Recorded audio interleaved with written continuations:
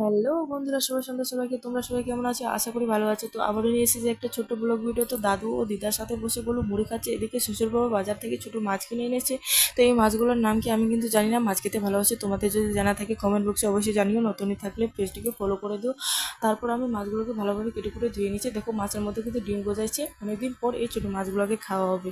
তো এই শাকগুলোকে তোমরা কী নামে জানো আমি কিন্তু জানি না। আমাদের ভাষায় এগুলোকে আমরা খুরিয়া শাক বলে থাকি। এদিকে গোলু দেখো দিদার সাথে খেলছে। আমি ঝটপট করে সব রেডি করছি, কারণ রান্না চাপাবো। এদিকে সন্ধ্যা হতে চলেছে। সন্ধ্যাবেলায় গোলু কারোর কাছেই থাকতে চায় না, অনেক কান্নাকাটি করে। আর এদিকে দেখো আমের গাছে কিন্তু আম জ্বলছে। এই আমগুলো আশ্বিন মাসে খাওয়াই, কে কে খাবে চলে আসবে। আমি রান্নার সব উপকরণ তাড়াতাড়ি করে রেডি করছি। তো আমার ভিডিওটি যদি আপনাদের ভালো লেগে থাকে তো লাইক কমেন্ট শেয়ার অবশ্যই করবেন বন্ধুরা।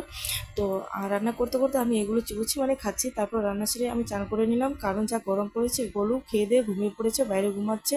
আর বাড়িতে কেউ নেই, সবাই নিজের নিজের কাজে গেছে, জানি না কখন আসবে।